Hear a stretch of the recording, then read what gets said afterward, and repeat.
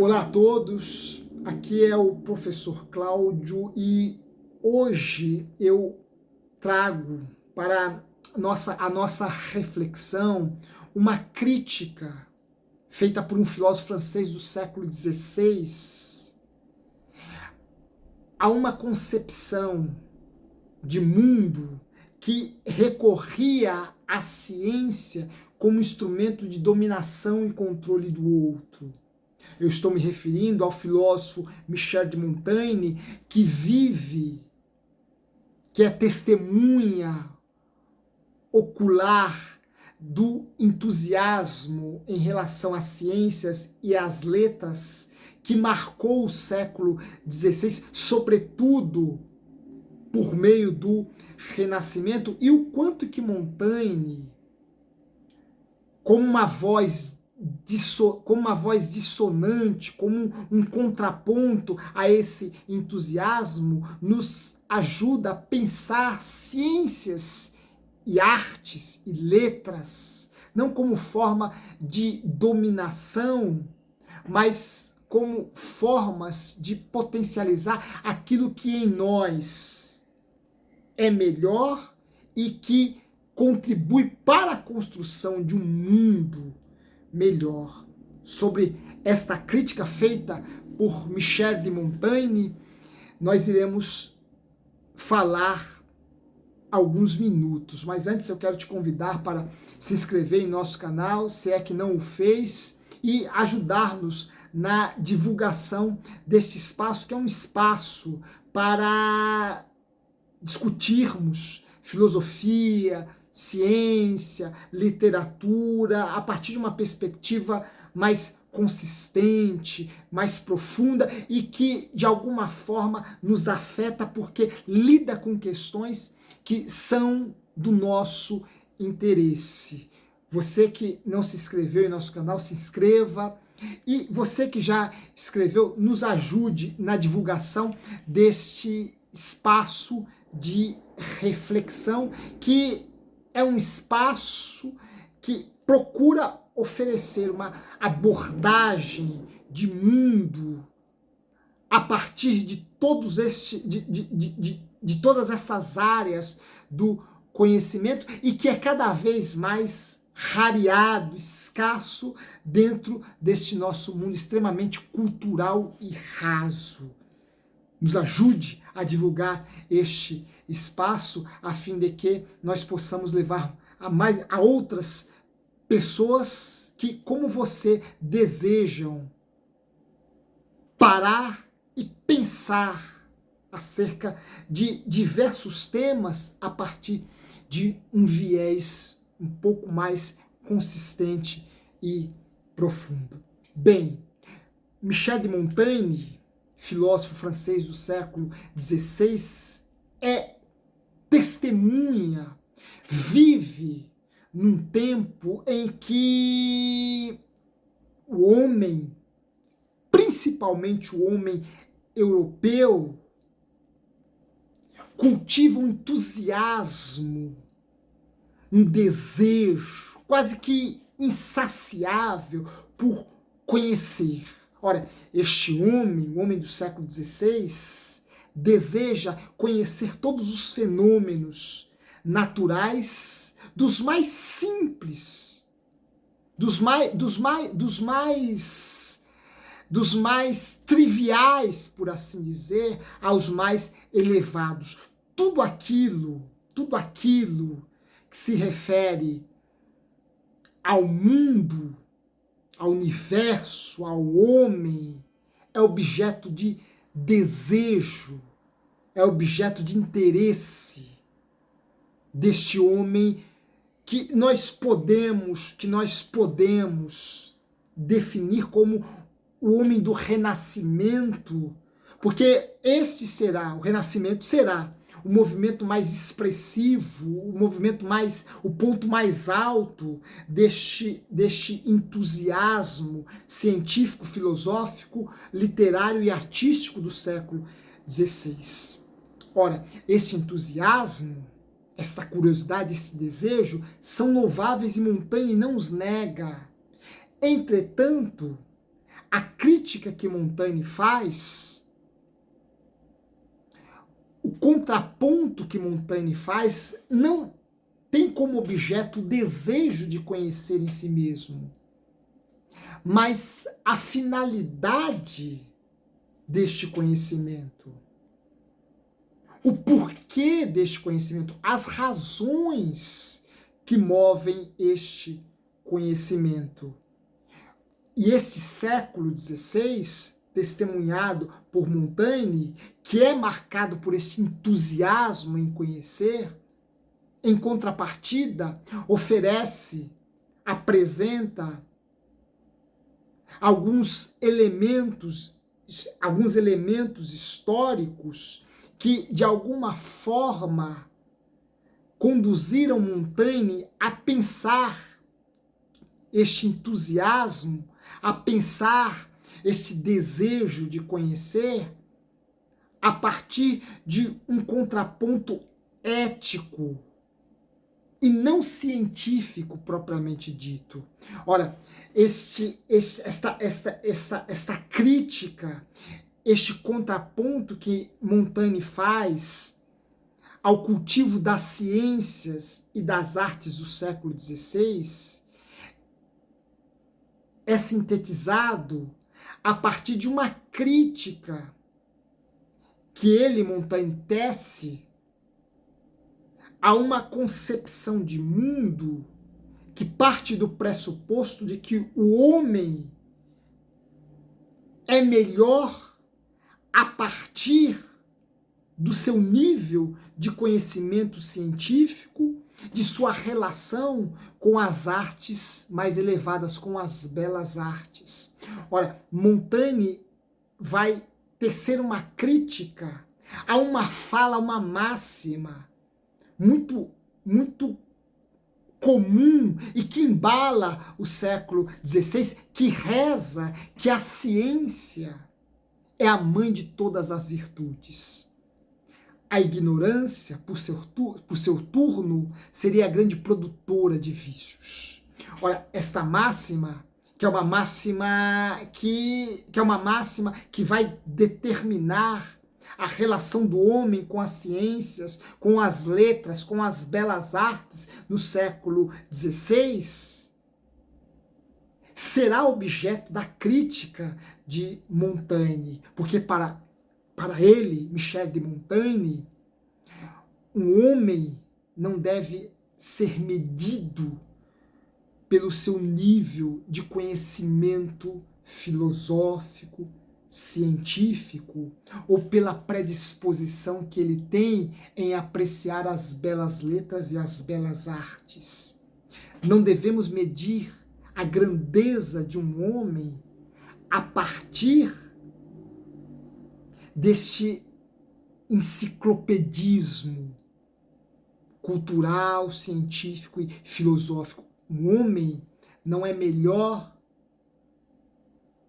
por aquilo que ele conhece, mas por aquilo que ele faz e pelas relações que ele estabelece com os demais. Ora, esta deve ser a medida que nos ajuda a identificar aquilo que nos homens pode ser considerado uma virtude ou um vício. Ora, o homem não é melhor que o outro por conhecer ciência, filosofia, por apreciar e interpretar de forma consistente a pintura de um Rafael, de um Michelangelo, ou ser um leitor ávido de um Tasso, de um Camões, de um Horácio. Ora, essas coisas têm o seu valor e Montaigne não as nega, porém não podemos, a partir daí, pressupor que este homem que cultiva, que se alegra, que se relaciona de forma entusiástica com todas essas áreas do conhecimento, é melhor que aquele que vive na mais profunda ignorância. Ora, não é esta métrica que nós devemos empregar para medir os homens ou identificar aquilo que neles seja virtuoso ou seja virtude ou um vício. A métrica é uma outra e nos ajuda a entendê-la o elogio que Montaigne faz ao homem brasileiro. E Montaigne, que vive o século dos descobrimentos, entre aspas, até porque esse termo descobrimento é um termo carregado de um viés ideológico, de um projeto de mundo de dominação, sobre o qual Montaigne é um crítico. Olha, Montaigne, que viveu esse século dos descobrimentos, e que, por meio dos viandantes, dos navegantes, que conheceram o novo mundo, com um novo estilo de vida, com uma nova concepção de mundo, com uma nova forma de se relacionar com as coisas. Montaigne, que conheceu por meio dos relatos de viagem este novo mundo, vai tecer um elogio ao estilo de vida no Brasil, do homem brasileiro, e afirma estar admirado da simplicidade e ignorância do homem brasileiro, que mesmo não tendo ciência, mesmo não tendo letras, mesmo não tendo religião, estabelece uma relação com a vida que é extremamente simples e na qual não encontramos vícios como a cobiça, a ganância, a dominação do outro,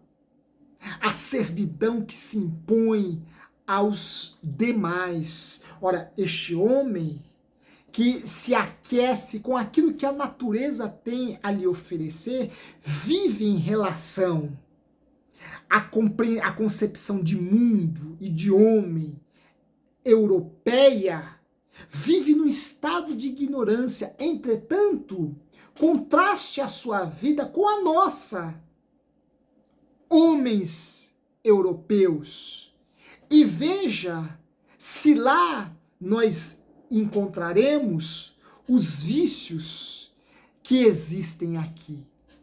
Os vícios que determinam as nossas relações, os vícios que esgarceiam as nossas relações. Ora, contraste esta concepção de mundo brasileira com a nossa europeia e veja se esta máxima se sustenta, se de fato a ciência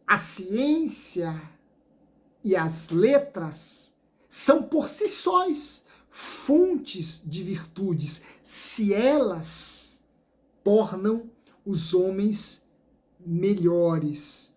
Ora, Montaigne, nesse aspecto, é um pensador extremamente atual. Por quê? Porque ele, Montaigne, nos ajuda a pensar a ciência, e repito, ele não é um crítico da ciência propriamente dita, das letras propriamente ditas, das belas artes propriamente ditas, áreas estas que ele, Montaigne, cultivou e nos legou uma obra enciclopédica intitulada Os Ensaios, que demonstram um desejo nele também, Montaigne, insaciável em construir conhecimento. Foi um grande erudito, foi um homem que construiu, foi um sujeito que construiu um conhecimento catedrático enciclopédico.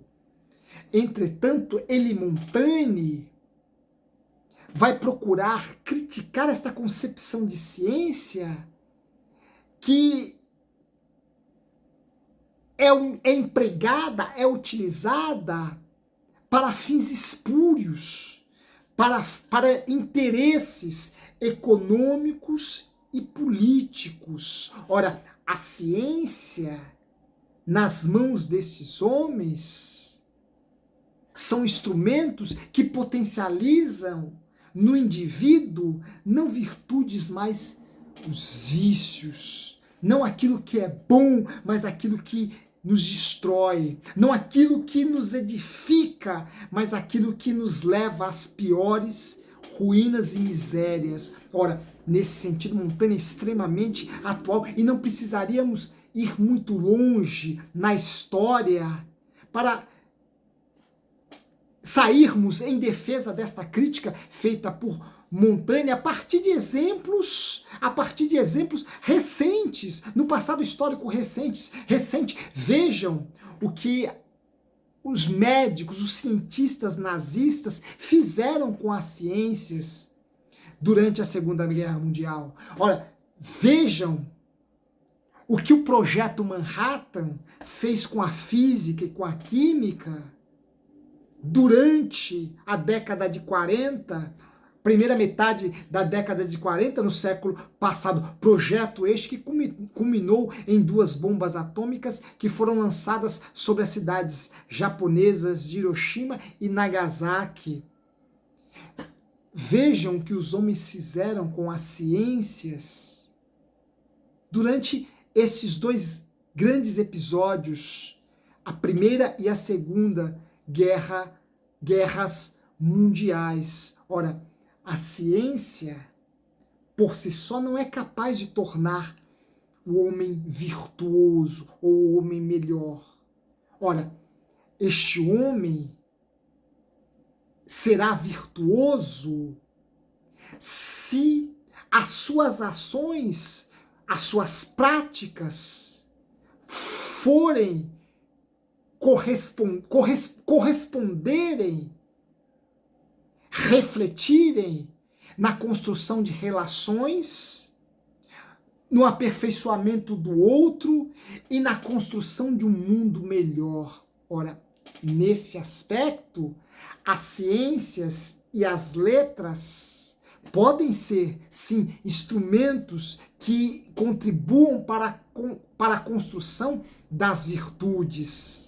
Mas para isso, primeiro eu tenho que ter um indivíduo bom, um indivíduo virtuoso que saberá empregar todo este conhecimento para tornar o mundo melhor e não para subjugar a escravidão, a dominação, a servidão a partir de interesses econômicos e políticos, como os contemporâneos de Montaigne fizeram no século XVI e como tantos outros homens procuraram fazer ao longo de toda a história, Ora, Montaigne, nesse aspecto, ao tecer um elogio ao estilo de vida simples do homem brasileiro, que se aquece com aquilo que a natureza lhe oferece, Montaigne já se torna aqui uma voz dissonante em relação a esta concepção de mundo eurocêntrica, que vai tomando forma, que parte do pressuposto de que o melhor homem seria o chamado homo universalis, ou seja, o homem que é capaz de construir um conhecimento enciclopédico, uma verdadeira catedral de ciências humanas ou naturais. Montaigne é um contraponto a esse eurocentrismo, a este homo universalis europeu, que recorrem à ciência não para construir um mundo melhor, mas como instrumento de dominação política e econômica. Nesse aspecto, as ciências não produzem virtudes. É muito melhor a vida na ignorância natural, e é bom que se diga que aqui Montaigne faz um elogio a uma ignorância natural, a vida relegada a este estado de ignorância natural parece ser uma vida muito mais feliz, simples e admirável quando contrastada com este modelo de vida ou de mundo alicerçado sobre um conhecimento extremamente enciclopédico e universal, mas utilizado como instrumento de dominação e de servidão, tornando o mundo não melhor, tornando o homem não melhor, mas um simples meio para a concretização destes ideais espúrios, escusos e que, por fim, culminam em grande destruição. Charles de Montaigne é um filósofo que devemos sempre ler. Um grande abraço. Se você gostou dessas reflexões, dessa reflexão, deixa aí o seu joinha e a gente em breve se encontrará por aqui novamente. Até a próxima.